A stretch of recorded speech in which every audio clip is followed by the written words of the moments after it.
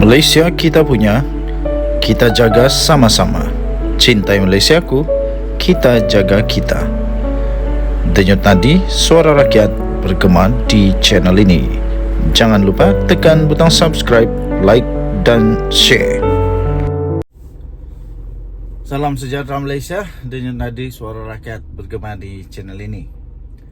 Mau tidak mau, kena ambil juga realiti bahawa di dalam UMNO memang ada masalah. Di dalam UMNO memang ada pergolakan besar atau kecil, tapi yang penting memang ada pergolakan lah. Terbaru yang kita tahu Hisham Jalil sedia untuk berdebat dengan presidennya sendiri, presiden UMNO sendiri. Mereka akan berdebat di ruangan yang bebas ataupun neutral. Mereka akan berdebat. Ini membuktikan memang ada sesuatu yang berlaku kepada UMNO lah. Tetapi akhirnya Zahid Hamidi tampil. Dia memberitahu media bahawa dan mengakui kepada secara terbuka bahawa di dalam UMNO itu ada banyak pengkhianatan. Ada banyak yang khianat. Ada banyak yang telah khianat parti. Itu kata Datuk Seri Zahid Hamidi, Timbalan Perdana Menteri. Kepada semua ahli UMNO, anda setuju tak dengan kenyataan beliau itu? Iaitu terlalu banyak, terlalu ramai yang khianati parti. Siapakah yang telah mengkhianati parti? Siapakah senarai nama-nama yang mengkhianati parti ini, parti UMNO ini? Menerajui Kementerian Kemajuan Desa dan Wilayah KKDW memberi ruang kepada Datuk Seri Zahid Hamidi menambah baik beberapa perkara dalam usaha untuk memajukan desa, memperkasati VET serta mempertingkat kebolehpasaran belia. Ia bukanlah satu tugasan yang mudah, mengambil kira pelbagai agensi di bawahnya yang mempunyai tanggungjawab yang besar untuk memikul amanah rakyat. Pada masa yang sama, Presiden UMNO itu menjadi sasaran utama oleh pembangkang serta orang dalam parti sendiri yang memerhatikan segala tindak tanduknya, terutama selepas membentuk kerajaan perpaduan pada hujung tahun yang lalu. Memang mau tidak mau, suka atau tidak, Datuk Seri Ahmad Zahid Hamidi, dia kena sedar bahawa dia telah pun menjadi sasaran, sama ada daripada musuh politiknya ataupun daripada dalam politik dalam partinya sendiri. Dalam wawancara selama hampir sejam, Timbalan Perdana Menteri berkongsi iltizam dan komitmennya kepada pengarang berita kanan Nur Azam Abdul Aziz, penolong pengarang berita Yusmizal Dolah Aling, dan juru gambar Hazrin Muhammad dan juru video Khairus Ramli untuk ke Cafe Ahad minggu ini. Selaku Menteri KKDW, setakat ini adakah Datuk berpuas hati dengan prestasi agensi di bawah KKDW?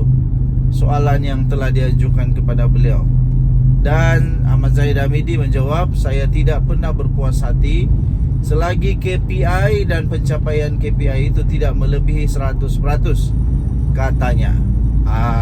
Jadi itu antara soalan yang seterusnya. Jadi selepas itu soalan seterusnya, sebelum ini kita dengar juga ramai jugalah yang nakal sikit bercakap pasal KKDW yang dulunya KPLB, satu kementerian yang sedap untuk orang politik. Bagaimana fokus Datuk Seri terutama aspek usahawanan desa? Itu antara soalan yang seterusnya. Okey, jadi jawapannya panjang lebar. Anda boleh baca di hmetro.com.my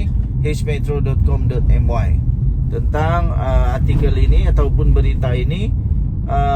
Tajuknya terlalu ramai khianati parti.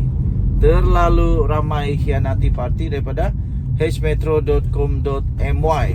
Okey, jadi yang menarik perhatian saya ialah ada satu soalan yang betul-betul padu lah.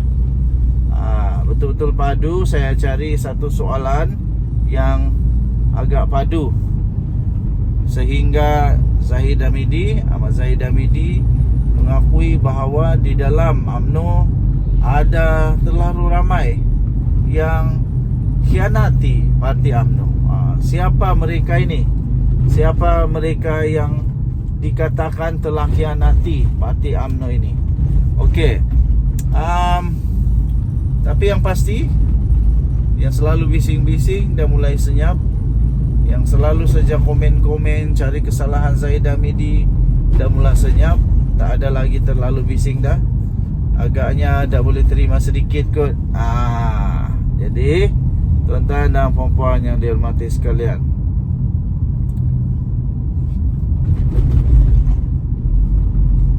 ini dia prestasi UMNO dalam pilihan raya umum ke-15 PRU15 yang dilihat merosot berbanding PRU14.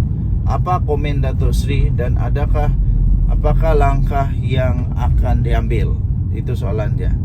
Jadi itulah dia kata terlalu ramai yang mengkhianati parti sebenarnya, dan di dalam usaha pembersihan ini tentunya saya yang menjadi sasaran, kata Ahmad Zahid Hamidi. Itulah jawapan oleh Zahid Hamidi. Jadi kalaulah kamu rasa-rasa ada senarai panjang pengkhianat parti UMNO, kamu rasa siapa yang termasuk dalam senarai pengkhianat?